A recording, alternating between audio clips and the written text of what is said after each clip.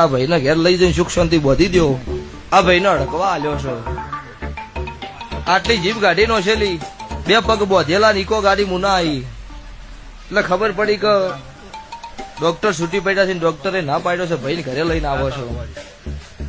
તારે એમના ઘરે સભાવાળું લાકડો બાકડો તૈયાર કરીને ઘર ધડી બેઠા કેમ કે ડોક્ટર છૂટી પડ્યા એટલે એમાં તો પછી બીજું શું હોય. એટલે હેડ કરતા મુના આયા એટલે ખબર પડી કે મુના ભુવાને ઘરે લઈ જશે. એટલે લીલાપરાથી ઠાકોરની ગાડીઓ બાઇક છૂટે એટલે 100 થી 1.5 આદમી મારા મુની આયા. એટલે મેં અમને કીધું ભાઈ ગાડી આ મંગા ઝોપામાં લાવો રી અને ભાઈના પગ છોડી મેલો ને હોય મારી ખુરશી બેહાડો એનો. દુનિયમ દેવથી અને ભગવાનથી કોઈ જબરું દુનિયમ છે નહીં. જે રીત થતી રીત કરીને એક જ 21 રૂપિયા ફેરવાની એવું કીધું કે ઠાકોરો હું મુને કાળુ રાવળની માતા આ થડકલા હાજર છું. દુનિયાના ડોક્ટરે મને અડકવા કીધો છે ગોવો 8 દાડા ત્યાં પાણી પીધો બુવાજી અને અત્યારે હોય 10 મિનિટમાં દુઃખ બંધ કરું તો 11 દાડી મારો માતાનો ન્યાલ જોયું.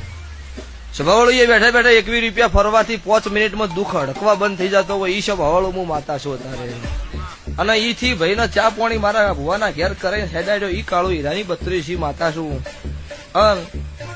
સભાવાળું નહીં કહેતા કે માર્કેટમાં ચાલતો હોય ને એનો વિરોધ વધારે હોય.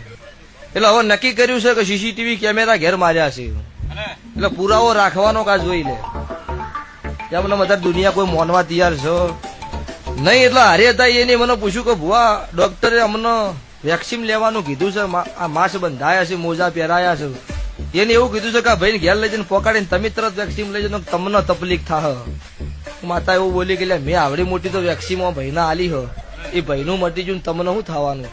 દુઃખ મારા દેવનું હતું કે અડકવા આલ્યો નતો પણ સભાવાળો હું ધારું નહીં કરી. તો પટેલા ઠાકોરની રમેલમાં આવીશું મારા રહલના મોઢવા આવીશું ને 21 કણનો વધાવો હું કાળુ રાવળની માતાએ તારા સભાએ આલ્યો છો. મુગતા ભણની મેલડી છું તારા મેલડી ના ભગવાન બોલે એટલે એમાં બીજી વાત સભાવાળું થાય તો દેહમાં કળજુગમાં ધૂણવરાય નહીં મારે.